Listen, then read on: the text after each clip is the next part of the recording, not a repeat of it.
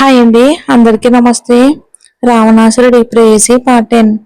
నీకేం కావాలో అది బాగానే దొరికిందిగా, ఇక నువ్వు వెళ్ళిపోతావా అని రావణ్ ఆమె వైపుకు వెటకారంగా చూస్తూ అన్నాడు. అతని మాటలు విన్న మీనా మాత్రం నిశ్శబ్దంగా అదే చోట నిలబడి ఉంది. ఒక్క అడుగు కూడా ముందుకు వేయలేదు. ఆమె వెళ్లకుండా అక్కడే నిలబడి ఉండడానికి గమనించిన అతను ఆమెను తల నుంచి పాదాల వరకు ఒకసారి చూశాడు. నువ్వంత అందంగా ఉన్నావా, నేను నిన్ను ప్రేమించేంతగా అని మద్యం మత్తులో మాటలు తడబడుతూ అడిగాడు. అది విన్న మీనా ఆశ్చర్యంగా కళ్ళను పెద్దవిగా చేసింది. మద్యం తాగుతూనే ఆమె దగ్గరకు నడిచి వచ్చిన రావణ్ ఒక చేతితో ఆమె గెడ్డాన్ని గట్టిగా పట్టుకున్నాడు. అతని ఇనుపులాంటి చేతి బిగింపుకు మీనా ముఖం నొప్పితో వంకర తిరిగినా అతను మాత్రం దాన్ని ఏమాత్రం పట్టించుకోలేదు. ఏంటి, నువ్వేమైనా గొప్ప ప్రపంచ సుందరివా? నువ్వు ఆ హర్షిక కూడా చూడటానికి ఒకేలా ఉంటారు. అంత మాత్రాన నేను నిన్ను ప్రేమిస్తున్నానని అనుకుంటున్నావా అని కళ్ళని తిప్పుతూ కోపంగా అడిగాడు. ఇతను ఏం మాట్లాడుతున్నాడు? తాగి ఉన్నాడుగా, లేక తలకి ఏదైనా దెబ్బ తగిలిందా? పిచ్చివాడిలా మాట్లాడుతున్నాడు అని ఏమీ అర్థం కాక మనసులోనే అతన్ని తిట్టుకుంటూ నిలబడింది మీనా.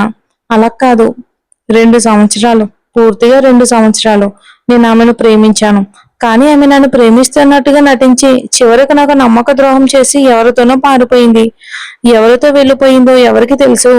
కానీ ఆమెను మాత్రం సంతోషంగా బ్రతకనివ్వను. ఈ రావణుడు శత్రువులైన క్షమిస్తాడు కానీ ద్రోహులను అని అక్కడే మాటలను ఆపేశాడు. క్షమించను అన్నట్టుగా తల మాత్రం గట్టిగా ఊపాడు. అతను చెప్పేది మీనాకి ఏమాత్రం అర్థం కాలేదు. కానీ హర్షి గురించి రావణ్ నీచంగా మాట్లాడడం మాత్రం ఆమెకు కోపం తెప్పించింది. అయినా కోపాన్ని తనలోనే అంచుకున్నామే. ఇక్కడ చూడు, అసలు ఏం జరిగిందో, ఏ సమస్య ఉందో ఏమీ తెలియకుండా మన ఇష్టానికి అని చెప్పడం స్టార్ట్ చేసింది. మన ఇష్టానికి ఏదో ఒకటి మాట్లాడకూడదు. హర్షి పరిస్థితి ఏంటో మనకు తెలియకుండా ఆమెను తిట్టడం వలన ఎలాంటి ప్రయోజనం లేదు. నువ్వే కదా ఆమెను నిజంగా ప్రేమించానని చెప్తున్నావు. నీ ప్రేమ మీద నీకు నమ్మకం లేదా, లేక ఆమె మీద నీకు నమ్మకం లేదా? ఆమె ఎలాంటి తప్పు చేయదని నువ్వు ఆమెను నిజంగా ప్రేమించుంటే ఖచ్చితంగా నమ్మేవాడివి. ఇలా ఆమె మీద అనుమానం పెట్టుకుని ఉండేవాడివే కాదు అని మీనా ప్రతి మాటను ఒత్తి పలుకుతూ చెప్పింది. ఆ మాటలు విన్న రావణ్కి కోపం ఒక్కసారిగా తారాస్థాయికి చేరింది. ఆమె జుట్టును గట్టిగా పట్టుకుని లాగాడు. దాంతో ఆమెకు నొప్పి కలిగినా దాన్ని ఏమాత్రం బయటకు కనిపించనివ్వలేదు. నిజం చెప్పానంటే నీకు కోపం రాకుండా ఎలా ఉంటుంది? అసలు ఈ కోపమే నీ సమస్య. ఈ కోపంతోనే ఏదైనా సాధించేయగలనని అనుకుంటున్నావు అని మీనా చెప్పింది. అది విన్న రావణ్ వెటకారంగా పెదవులను వంకరగా చేసి, అవును, ఈ కోపమే నా గుర్తింపు. నేనేం చెయ్యాలి అనుకుంటే అదే చేస్తాను. నేను అనుకున్నదే జరుగుతుంది. నన్ను దాటి ఎవరు ఏమీ చేయలేరు అని గర్వంగా అన్నాడు. అదే సమయంలో ఎంతో గంభీరంగా కూడా అన్నాడు. అతను ఆ మాటలు చెప్పిన తీరు చూసి మీనా క్షణం పాటు అతన్ని చూస్తూ ఉండిపోయింది. అతని ధైర్యం, ఆత్మవిశ్వాసం ఆమెను తెలియకుండానే ఆకర్షించాయి. అలా అతన్ని చూస్తూ ఉండిపోయిన ఆమెను గమనించిన రావణ్ ఆమె జుట్టును వదిలేసి చేతులను గుండెలపై అడ్డంగా కట్టుకుని ఆమెని తీక్షణంగా చూస్తూ, ఏంటి మేడం, నన్ను చూసి మురిసిపోవడం పూర్తయిందా అని అడిగాడు. ఆ మాటతో ఒక్కసారిగా ఈ లోకంలోకి వచ్చిన మీనా, అయ్యయ్యో, దొరికిపోయావే మీనా. నీ దన్నా తగ్గించొద్దు, లేకపోతే రాక్షసుడు నిన్ను ఆట ఆడుకుంటాడు అని మనసులోనే అనుకుంది. తర్వాత అతను వైపుకు నిటారుగా చూసి వెటకారంగా నవ్వుతూ, అవును, నిన్ను చూసి మురిసిపోవాలని నా తలరాత. చూడు, నా అభిరుచి మరీ అంత దిగజారిపోలేదు. అది నిన్ను చూసి మురిసిపోయేంతగా అని తన దర్పాన్ని ఏమాత్రం తగ్గించకుండా చెప్పింది. రావణ్ ఆమె మాటలకు ఏమాత్రం తగ్గకుండా తన 2 వేళ్లతో ఆమె పెదవులను గట్టిగా పట్టుకున్నాడు. అతని వేళ్ల ఒత్తిడికి, దానివల్ల కలిగిన నొప్పికి మీనా ముఖం ముడుచుకుంది. ఏంటి, నా ముందుకొచ్చి మాట్లాడడానికి అందరూ భయంతో వణిగిపోతారు.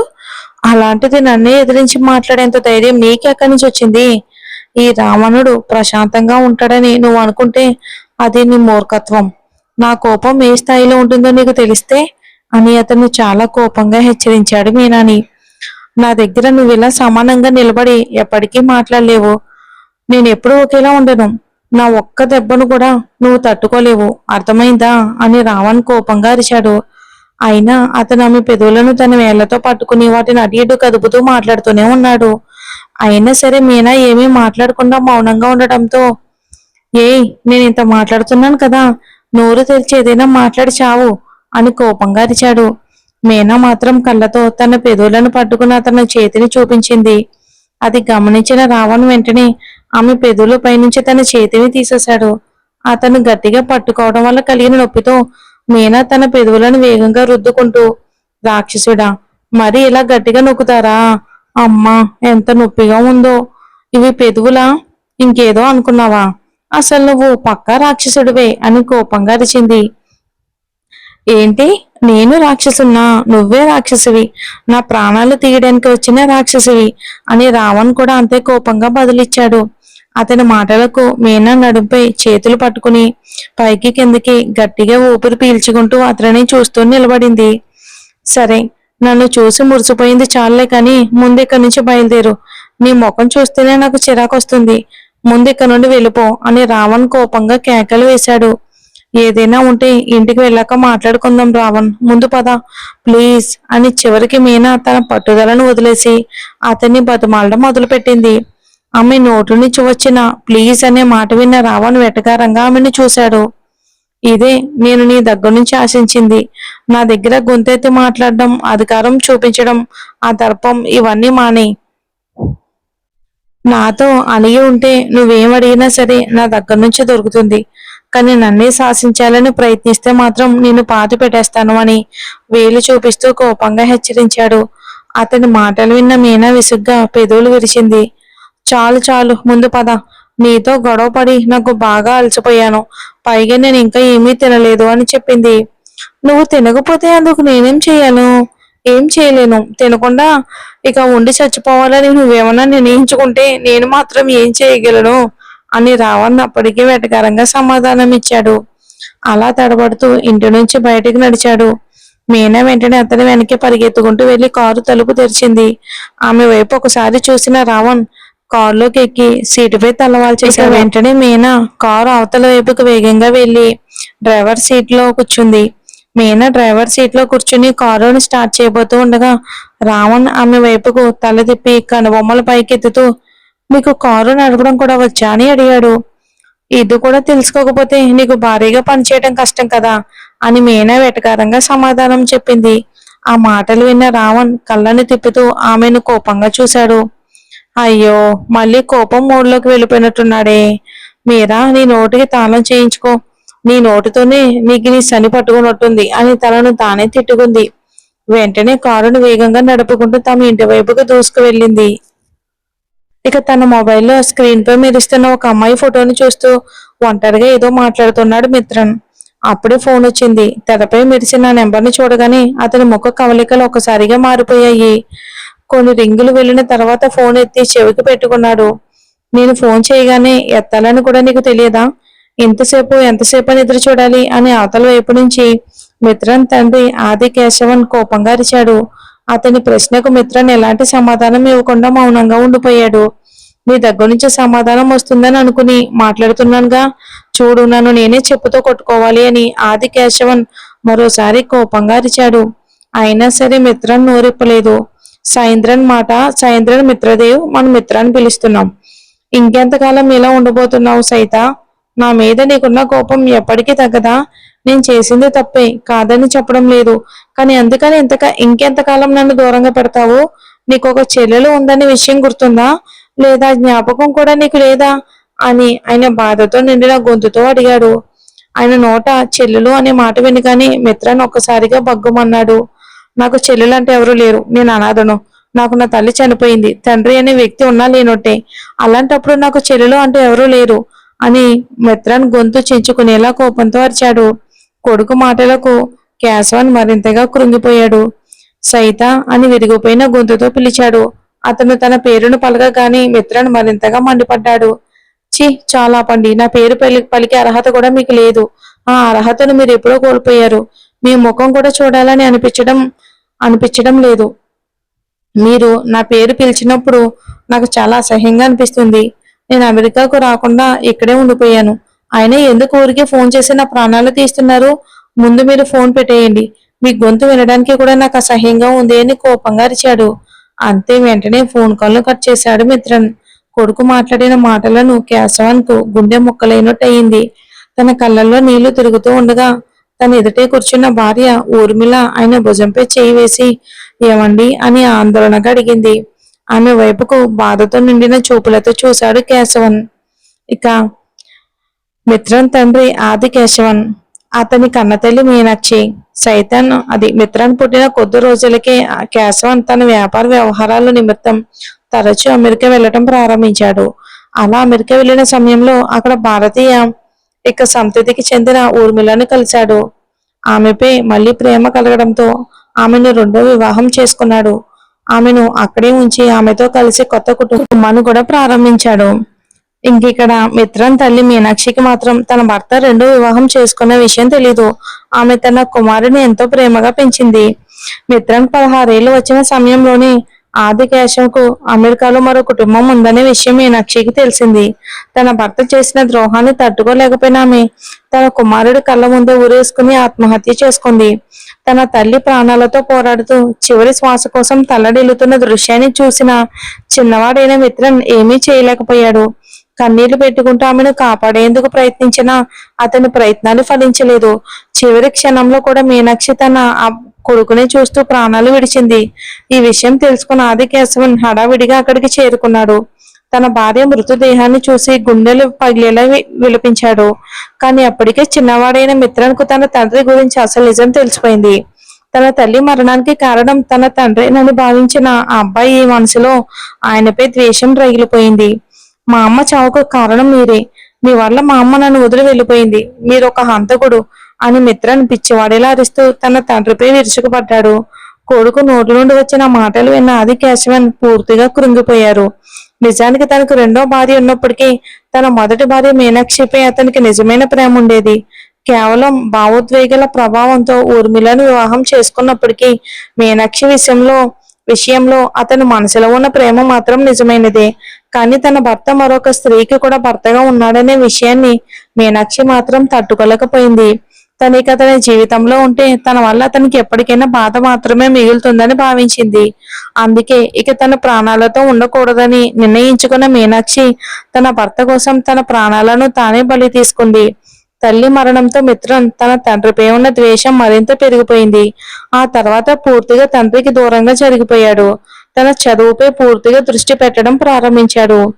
ఆది కేశవన్ ఎన్ని విధాలుగా కొడుకుకు దగ్గర అవ్వాలని ప్రయత్నించినా ఇక మిత్రన్ మాట్లాడే ప్రతి మాట ఆయన గుండెల్లో సూదుల్లా గుచ్చుకునేవి. అతని నుంచి ఒక ఆప్యాయమైన మాట కూడా ఆది కేశవన్ పొందలేకపోయాడు. తండ్రిపై మిత్రన్ కంతటి ద్వేషం పేరుకుపోయింది. తల్లి చనిపోయిన వెంటనే కేశవన్ చంపేయాలన్నంత కోపం మిత్రంలో రగిలిపోయింది. కానీ చనిపోయే ముందు తన తల్లి తండ్రిపై చూపించిన ప్రేమను గుర్తుకు చేసుకున్నాడు. ఆమె కోసం మాత్రమే తన తండ్రిని ప్రాణాలతో వదిలేశాడు. ఆ తర్వాత మిత్రన్ తండ్రి మాటలను పట్టించుకోకుండా తనకు నచ్చినట్టుగా పెరగడం ప్రారంభించాడు. అలాంటి సమయంలోనే కాలేజ్ రోజుల్లో అతనికి రావణుడి స్నేహం దొరికింది. తన గురించి జరిగిన ప్రతి విషయాన్ని రావణ్కి పూర్తిగా చెప్పి తన స్నేహాన్ని ఎత్తుకుని గుండెలు పగిలేలా ఏడ్చేశాడు. తన ఫ్రెండ్ పరిస్థితి చూసిన రావణ్ ఆది కేశవ్పై కోపం కట్టలు తెంచుకుంది. కానీ ఆ కోపాన్ని బయటకు కనిపించనివ్వకుండా తన ఫ్రెండ్ని ఓదార్చి అతని మనసుకు ధైర్యం చెప్పాడు. ఇలా రోజులు గడుస్తున్న సమయంలో తన కొడుకును ఇక పూర్తిగా ఒంటరిగా వదిలేస్తే అతను తన చేతిలో నుంచి చేయి జారిపోతాడని ఆది కేశవన్ భయపడ్డాడు. ఈ ప్రపంచంలో మోసం చేసే వాళ్ళు ఎంతమంది ఉన్నారని, తన కొడుకు అలాంటి వారి చేతుల్లో చిక్కుకుని తన జీవితాన్ని నాశనం చేసుకుంటాడేమోనని బాధపడ్డాడు. అందుకే క్రమంగా మిత్రన్ తన నియంత్రణలోకి తీసుకురావడానికి ప్రయత్నించాడు. తను చెప్పే మాటలను కొద్ది కొద్దిగా అతనితో వినిపించాడు. ఇవన్నీ తన కొడుకు మంచి కోసమే ఆది కేశవన్ చేసినప్పటికీ మిత్రన్ మాత్రం అవన్నీ తండ్రిపై ఉన్న కోపాన్ని, ద్వేషాన్ని మరింత పెంచేశాయి. అంతకుముందు తన తండ్రిని పైకి కనిపించేంత వరకు ద్వేషిస్తూ ఉన్న మిత్రన్ ఆది కేశవన్ ప్రవర్తన కారణంగా ఆయనను మనస్ఫూర్తిగా ద్వేషించడం ప్రారంభించాడు. ఆ ద్వేషానికి నిదర్శనంగానే ఆది కేశవన్ అతనికి ఫోన్ చేసి మాట్లాడాలని ప్రయత్నించిన ప్రతిసారి ఆయన ముఖంపై కొట్టినట్టుగా ఫోన్ ని కట్ చేసేవాడు. లేదంటే ఆయన మనసు మరింత గాయపడేలా ఏదో ఒకటి మాట చెప్పి ఆ తర్వాత తన పనిని చూసుకునేవాడు.